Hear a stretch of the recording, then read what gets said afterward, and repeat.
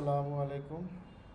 তো আজকের ক্লাসে আমরা পিএসপির ফিল্টার্স শিখব, ডেট শিখব অ্যান্ড ইনক্লুড রিকোয়ার শিখব, যে এগুলো নিয়ে কীভাবে কাজ করতে হয়। অ্যান্ড আজকের ক্লাস থেকে আমাদের পিএসপির অ্যাডভান্স টপিকসগুলো শুরু হচ্ছে। তো চলুন শুরু করি। আর এটা হচ্ছে যে আমাদের ওয়ার্ডপ্রেস প্লাগইন ডেভেলপমেন্টের 8 নম্বর ক্লাস। তো ওকে, তো আমরা আসলে কিছু প্রবলেম ফাইন্ড আউট করি আমরা যে ফর্মটা বানিয়েছিলাম। তো এইখানে সাপোজ হচ্ছে যে প্রবলেমের ভিতরে যে সাপোজ আমরা যদি এখানে যখন ফার্স্ট নেম দিছি, কিন্তু ইউজার যদি ফার্স্ট নেম না দিয়ে এটাকে এরকম করে যে একটা স্ট্রিং দেয়, দেন একটা h1 ট্যাগ দেয়, তারপরে হ্যালো লেখে, তারপর দেখা আবার h1টা শেষ করে, অ্যান্ড তারপর যদি সাবমিটে ক্লিক করে তখন এই যে এই টেক্সটটাই চলে আসতেছে। তো এইভাবে ইউজার এখানে দেখা যাচ্ছে যারা হ্যাকার আছে, ওয়েবসাইট হ্যাক করে, তারা কিন্তু এখানে বিভিন্ন টাইপের স্ক্রিপ্ট লিখে দিতে পারে। তো দিয়ে তারা দেখা সেটাকে হ্যাক করে ফেলতে পারে। তো আমাদেরকে এটাকে আরও স্যানিটাইজ করতে হবে আর আরও সিকিউর করতে হবে। তো এই জন্যই পিএসপির হচ্ছে যে বিল্ট ইন ফাংশন আছে ফিল্টার। তো আমরা দেখব যে এটা নিয়ে কীভাবে কাজ করে। তো চলুন আমরা প্রথমে হচ্ছে যে আমাদের ফার্স্ট নেম লাস্ট নেমটা আমরা ফিল্টার করি। তো আমরা একটা নতুন একটা ফাংশন লিখি। আচ্ছা, আমরা যেভাবে করছি এটার চাইতে পিএসপি ফিল্টার যা দেয় সেটা আরও বেটার অপটিমাইজ ওয়েতে এটাকে সিকিউর করা পসিবল। তো ওকে, চলুন শুরু করি। তো আমি ফাংশন লিখি, ফাংশন কোডজেন একাডেমি টেক্সট স্যানিটাইজ। ওকে, তো এইখানে জাস্ট সিম্পলি আমি আগে যেরকম এটা একটা প্যারামিটার রিসিভ করবে, প্যারামিটার থাকবে আর কি, যে ফিল্ড ভ্যালু যে কোনো নাম দিতে পারেন, দেন এটাকে আবার রিটার্ন করবে, রিটার্ন ফিল্ড ভ্যালু। তো ফিল্টার ব্যবহার করতে হলে আমাদের কী করতে হবে, ফিল্টার ভার ব্যবহার করতে হবে। অ্যান্ড এই ফিল্টার ভারে হচ্ছে 3টা প্যারামিটার নেয়। প্রথম প্যারামিটারে ভ্যালু নেয়, সেকেন্ড প্যারামিটারে নেয় কী জিনিস ফিল্টার করবে সেইটা একটা কনস্ট্যান্ট নেয়, অ্যান্ড থার্ড প্যারামিটারে এইটাকে আরও অপটিমাইজ করে যাতে আমরা করতে পারি এটার জন্য থার্ড প্যারামিটার দিয়ে দিয়েছে। তো আপাতত থার্ড প্যারামিটার আমরা পড়ে শিখলেও হবে, যখন আমরা আরও প্রো ডেভেলপার হয়ে যাব তখন। তো আমরা আসলে 2টা প্যারামিটার নিয়ে কাজ করি। তো ঠিক আছে, ফিল্টার ভারে আমি এখানে ভ্যালুটা দিয়ে দিলাম প্রথম প্যারামিটারে। অ্যান্ড সেকেন্ড প্যারামিটারে কী কী ফিল্টার আসলে অ্যাভেলেবেল আছে এইটা আমাদের আসলে দেখতে হবে কী কী আছে। তো চলুন আমরা দেখে আসি কী কী অ্যাভেলেবেল আছে। তো আমরা যদি W3 স্কুলে আসি, এইখান থেকে আজকে আমরা শিখতেছি এই যে ফিল্টার। তো আমরা এটা নিয়ে এই চ্যাপ্টারটা পড়াশোনা করলে আরও বুঝতে পারবো যে ফিল্টার কী কাজে লাগে।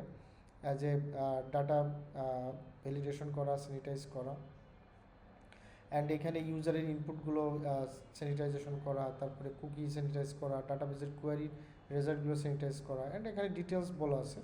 আমরা এগুলো পড়ে ইনশাল্লাহ শিখে নেব। তো আমি যদি তারপরের অপশনে আসি যে পিএসপি ফিল্টার অ্যাডভান্স, এখানে যদি আসলে একটু নিচে আসলে আমি পেয়ে যাব যে টোটাল পিএসপিতে কতগুলো আর কি অ্যাভেলেবেল ফিল্টার আছে। যদি একটু খুঁজি, আচ্ছা এখানে ফিল্টার রেফারেন্স,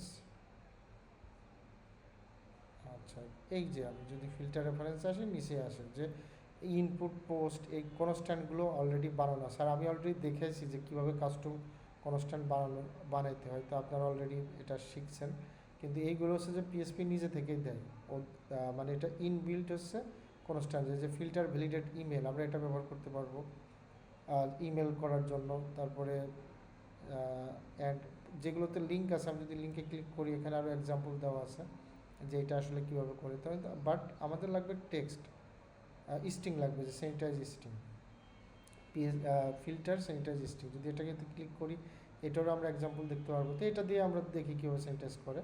তো আমরা জাস্ট এখান থেকে এটাকে কপি করে নিয়ে আসলাম, যাতে আমাদের টাইপিং মিস্টেকের কারণে অ্যাপ্লিকেশন ফ্যাটাল এরর না দেয়। আচ্ছা, অ্যান্ড এইটাকেই হচ্ছে যে আমরা এখানে, আচ্ছা এখানে আমার হয়তোবা পিএসপির ওল্ডার ভার্সন হয়তো ইনস্টল করা আছে, এই জন্য এটাতে ক্রস দেখাচ্ছে। যাই হোক, তো এইটাকে যদি আমরা রিটার্ন করি, নিচের কোডটা যদি আমরা বাদ দিই, তাহলে ওটা কাজ করবে। মানে এইটা কি রিটার্ন করে সেটা আমাদের দেখতে হবে। এই ফাংশনটা নিজে, আমি যদি একটু নিচে আসি, যে এই ফাংশনটা নিজে কি রিটার্ন করে, আচ্ছা উপর থেকে, হ্যাঁ এটা প্যারামিটারগুলো, আচ্ছা রিটার্নটা, হ্যাঁ এই যে রিটার্ন কি যে মিক্সড যে কোনো কিছু রিটার্ন করতে পারে। মানে আমরা যা ভ্যালুতে দেবো সেটাই রিটার্ন করবে যদি ও সাকসেসফুলি এটাকে স্যানিটাইজ করতে পারে বা ভ্যালিডেট করতে পারে। যদি না পারে তখন ও দেবে কি, ও তখন ফলস রিটার্ন করবে। এইটাই আসলে এখানে বলা আছে যে আচ্ছা আমি একটু হারাই ফেলছি, আর একটু যদি নিচে আসি, হ্যাঁ, যে অর ফলস যদি ফিল্টারটা ফেল হয়, ঠিক আছে। তো আমরা এটা দিলাম, দেওয়ার পরে যদি আমি এখানে আসি, আসার পরে আবার রিলোড দিই, দেন আমি আবার আগের ইনপুটটা এখানে দিয়ে দিই, সাপোজ H1 হ্যালো, দেন আবার H1, যদি আমি সাবমিটে ক্লিক করি তারপরেও এটা আসতেছে। তাহলে আমরা দেখি কি ভুল করছি এখানে আমরা।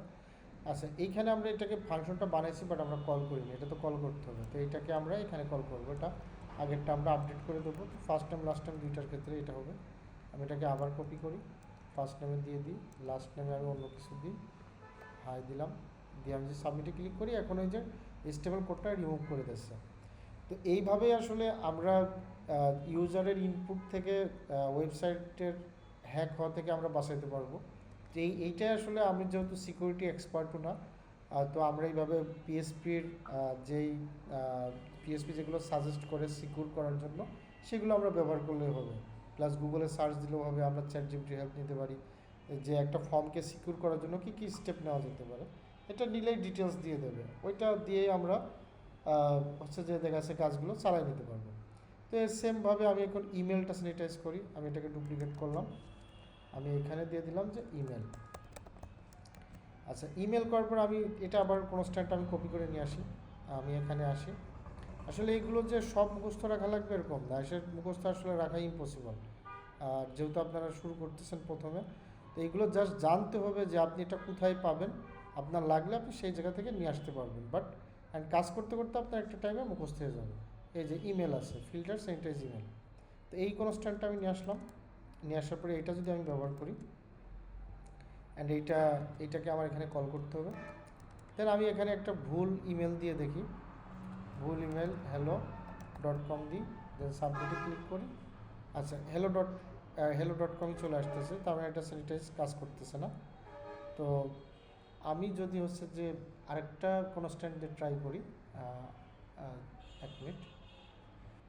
আচ্ছা, বা আমি যদি আবার W3 স্কুলে যাই, এখানে ইমেলের কী কী আছে সেটা আমি দেখি। আচ্ছা, ফিল্টার,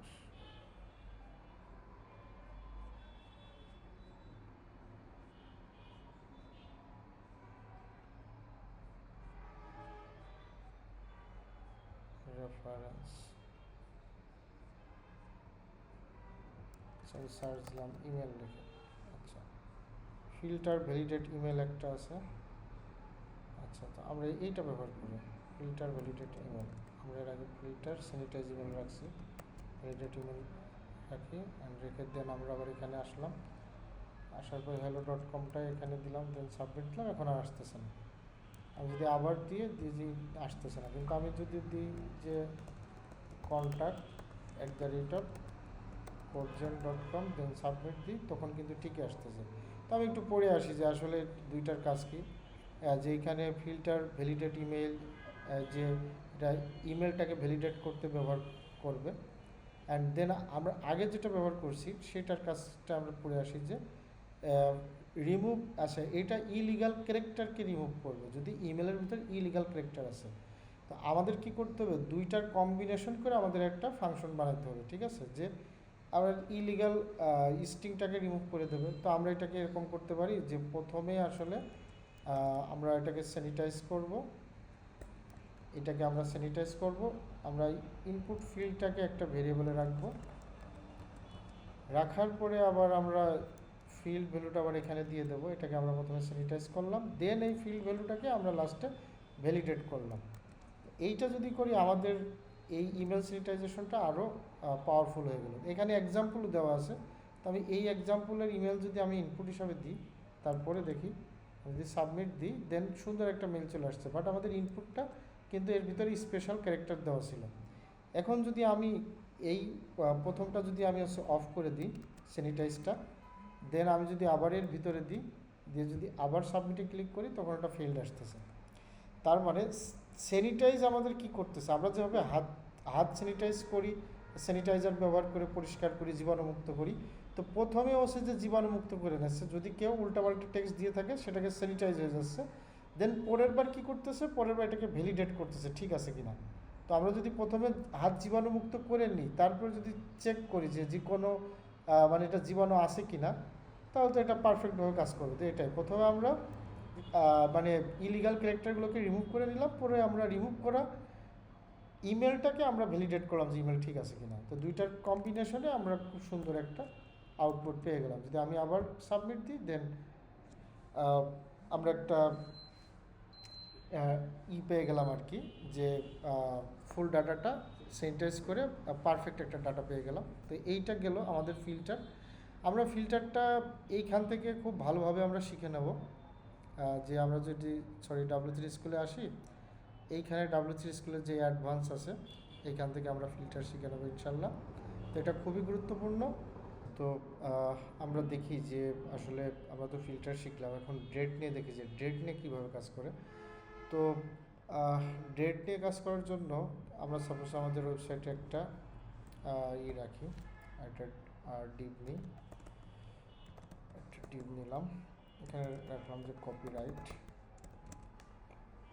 তো কপিরাইট এখানে আমি আমাদের ইয়ারের নামটা দেখাইতে চাই, তো আমি এখানে পিএসপি শুরু করলাম, দেন শেষ করলাম, এখানে আমি করলাম ইকো ডেট, দেন আমি হচ্ছে এখানে ওয়াই লিখলাম, লিখে যদি আমি হচ্ছে সেভ দিই, সেভ দেওয়ার পর যদি রিলোড দিই, আচ্ছা সরি, হ্যাঁ তখন চলে আসছে কপিরাইট 2024। তো এই যে পিএসপির যে ডেট ফাংশনটা, এই ডেট ফাংশনে কী কী হয়, আমি যদি এখানে ক্লিক করি আমি দেখি যে হ্যাঁ ডেট ফাংশনের প্রথম প্যারামিটারে ফরম্যাট দিতে হয়, আর সেকেন্ড আরেকটা প্যারামিটার আছে যে টাইম স্ট্যাম্প দেওয়া হয়। তো আমি সেই ডেট নিয়ে যদি আমি W3 স্কুলে যাই, এখান থেকে যদি আমি পড়ে আসি যে আসলে ডেট W3 স্কুল পিএসপি, যদি আমি সার্চ দিই যে এখানে কী কী আছে, তো এখানে যদি আসি আমি দেখতে পাচ্ছি হ্যাঁ যে আমি যদি একটা ডে দিতে চাই, তাহলে আমরা এখানে ফরম্যাটে আমরা এল ব্যবহার করতে পারি। আমি যদি ট্রাই ইট ইউরসেলফে যাই, যদি এল দিই তাহলে আমাদের ডের নাম চলে আসবে যে আজকে কোন ডে। তো আমাদের অ্যাপ্লিকেশনে যদি এরকম প্রয়োজন হয় যে হ্যাঁ আজকে কোন ডে আমাদের লাগবে, আমরা এল ব্যবহার করতে পারি। দেন যদি আমরা এখানে রিলোড দিই, এখানে যদি রিলোড দিই আমরা চলে আসবে যে হ্যাঁ আজকে কোন ডে, আজকে বুধবার, সেটা চলে আসছে। ওকে, তো এখন হচ্ছে যে আমাদের আসলে এই যে ডেট ফাংশনটা পিএসপি, এই ফাংশনের ফরম্যাট প্যারামিটারে কী কী আছে এটা আমাদের শিখে নিতে হবে। আসলে এইটা আসলে জাস্ট আমাদের যখন লাগবে তখন ওয়েবসাইটে এসে আমরা জাস্ট জেনে নেবো যে কীভাবে ব্যবহার করতে হয়। তখন আমার যদি মনে হয় যে আমি আওয়ার, মিনিট, সেকেন্ড দেখাইতে চাই, আমি এই ফরম্যাটটা কপি করব, ফরম্যাটটা কপি করে এখানে আমি দিয়ে দেবো। আসলে এইটা আসলে শেখার কিছু নাই, জাস্ট ব্যবহার করাটা শিখতে হবে যে কীভাবে ব্যবহার করতে হয়। যে এটা চলে আসতেছে, আমি যদি রিলোড দিই এটা বাড়বে। কিন্তু এখন কথা হচ্ছে যে আমার কিন্তু আমাদের ঘড়িতে এখন বাজে হচ্ছে 1টা বাজে, কিন্তু এখানে 7টা দেওয়া আছে। তার কারণ হচ্ছে যে এটা আবার সার্ভারের টাইমের উপর ডিপেন্ড করে। তো এখানে আমাদের UTC+6 কারণে এই টাইমটা বেড়ে যাচ্ছে, এই জন্য আমাদের এখানে 1টা হয়, এখানে 7টা দেখাচ্ছে। তো ওকে, আমরা যদি এই ডেটে আসি, এখানে যদি আমরা ডেট আসি কোথায়, হ্যাঁ এই যে ডেট অ্যান্ড টাইম, এটা যদি আমরা ডিটেলস পড়া শুরু করি যে টাইম স্ট্যাম্পে আমরা যে কী কী আমরা দিতে পারি, যে ডিফল্টভাবে কারেন্ট ডেট অ্যান্ড টাইম থাকে, এখানে আমরা স্পেসিফাই করে দিতে পারি সেকেন্ড প্যারামিটার যেটা। তো এইটা আমাদের আসলে খুব মানে বারবার ব্যবহার করে দেখতে হবে যেটা আসলে কীভাবে কাজ করে। যে এইখানে দেওয়া আছে যে day represent the day of the month, এই ডিতে রিপ্রেজেন্ট করে যে মানে কোন মাসের কোন ডে এটা। এম এ রিপ্রেজেন্ট করে যে হচ্ছে যে মান্থের নাম 1 থেকে 12 পর্যন্ত। ওয়াই রিপ্রেজেন্ট করেছে যে ইয়ার। আর এল যদি হচ্ছে যে লয়ার কেস মানে ছোটো হাতের এল মানে উইকের ডে করে, বাট আমরা যদি বড় হাতের এল দিয়ে থাকি তাহলে দেখি কী হয়। এটা আসলে দিয়ে টেস্ট করে দেখতে হবে, ঠিক আছে।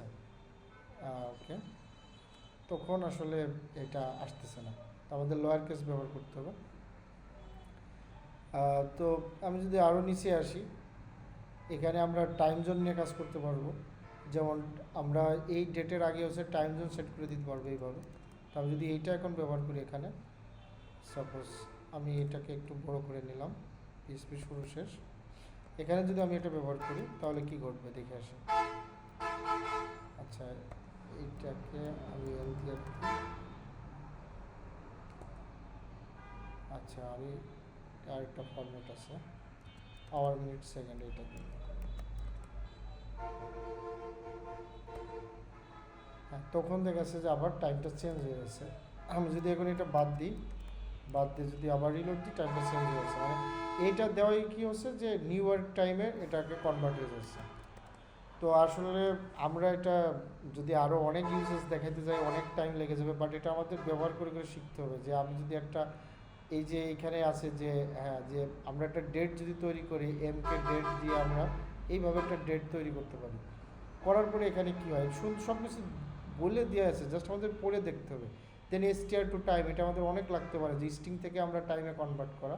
তো এটা কি যে আমরা একটা কোনো একটা ডেট, এসটিআর টু টাইম কি যে আমরা যে সেকেন্ড প্যারামিটার যে টাইম স্ট্যাম্পটা দেখছিলাম, তো আমি যদি এটাকে একটু কমেন্ট করি, এসটিআর টু টাইম এটা কি হয়, ভারডাম করি এখানে ডিটাকে, ভারডাম।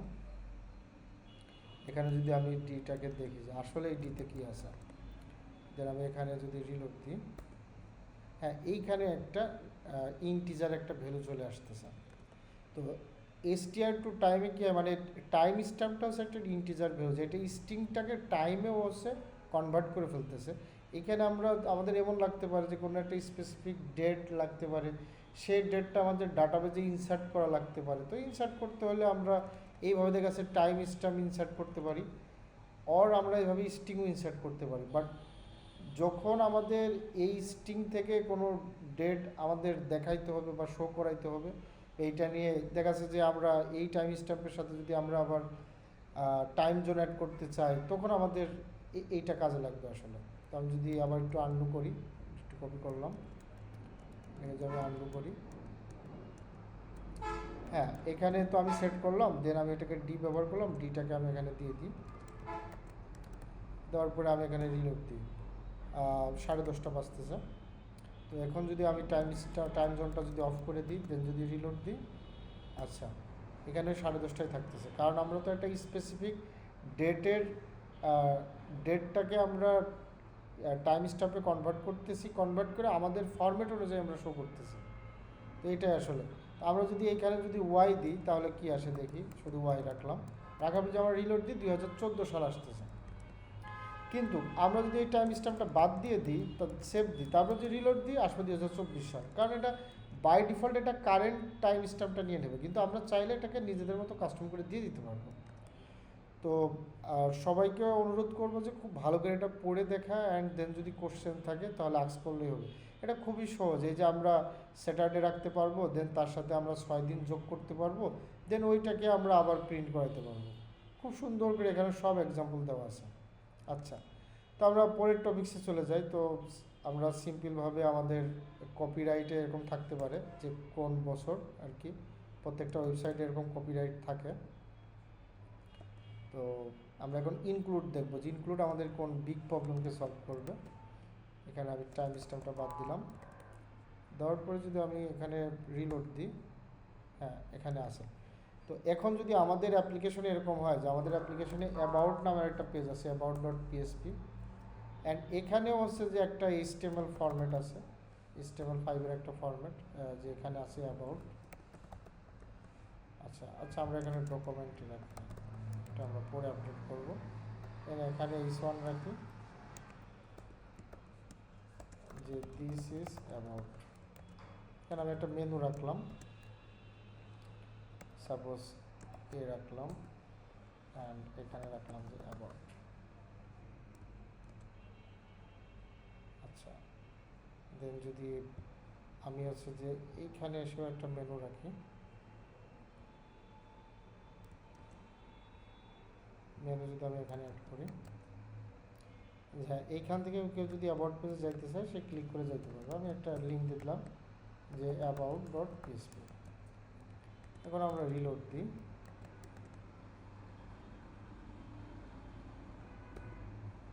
আচ্ছা আমি যদি অ্যাবাউটে ক্লিক করি অ্যাবাউটে আসবে, অ্যান্ড অ্যাবাউট থেকে অ্যাবাউট পেজে আমি দিয়ে দিলাম যে হোমের লিঙ্ক দিয়ে দিলাম আমি হচ্ছে href index.php, অ্যান্ড এই হোম পেজেস থেকে আমি ক্লিক করি আবার আগেরটায় চলে আসবে, এখানে ক্লিক করলে অ্যাবাউটে চলে যাবে। কিন্তু সবগুলো পেজেই কিন্তু আমার কমন কিছু জিনিস আছে। আমি যদি এখানে কপিরাইট দেখাইতে চাই, কপিরাইটটাও কিন্তু আমি এখানে আবার কপি পেস্ট করে দিয়ে লাগবে এখানে কপিরাইট। যদি আমি কপিরাইট দিই, এখানেও কপিরাইট আছে, এখানেও আছে। তো এই সেম কোড বারবার রিপিট করা লাগতেছে। যখন আমরা বড় অ্যাপ্লিকেশন করবো, এটা তো আমার জন্য অনেক কঠিন। তো এটা রিইউজ করার জন্য পিএসপিতে আছে ইনক্লুড, একটা আছে আর কি, যে আমরা ইনক্লুড করতে পারবো বিভিন্ন ফাইলকে। ইনক্লুডটা কীভাবে কাজ করে চলুন দেখি। তো আমরা এটাকে কমন পার্টগুলোকে আমরা আলাদা করে ফেলতে পারি। যেমন প্রত্যেকটা আমাদের এরকম আছে আর কি, যে বডি পর্যন্ত, আবার এই যে ফুটার, এটা কিন্তু সব জায়গায় লাগতেছে। তো আমরা জাস্ট হেডার নামে একটা যদি ফাইল বানাই ফেলি, এটাকে আমি কাট করলাম, কাট করে এখানে রাখলাম যে হেডার ডট পিএসপি, এখানে আমি পেস্ট করে দিলাম। দেন হচ্ছে যে এইখান থেকে যে পার্টটা, আমি কপিরাইটটা যেহেতু সব সাইটেই থাকবে, এটাকে আমি কাট করলাম, কাট করে আমি এখানে দিলাম যে ফুটার ডট পিএসপি, আমি এখানে পেস্ট করে দিলাম। দেন আমি এখানে কি করতে পারি, সিম্পলি আমি পিএসপি ব্লক নিলাম, নিয়ে আমি হচ্ছে এখানে ইনক্লুড করে দিলাম, ইনক্লুড হেডার ডট পিএসপি। আচ্ছা, এটা স্ট্রিং হবে, ওকে। দেন আমি সিম্পলভাবে এখানে দিয়ে দিলাম যে ফুটার ডট পিএসপি। আচ্ছা, এটাকে আমি যদি হচ্ছে এখন রিলোড দিই, সেম সবই আসতেছে, বাট এখানে কিন্তু এই ফাইলে কিন্তু নাই। আমি যদি এটাকে আচ্ছা ভালো করে বোঝার জন্য আমি হেডারে একটা কমন কিছু লিখে রাখি, যে এখানে H1 দিয়ে রাখি, যে ওয়েলকাম টু কোডজেন একাডেমি।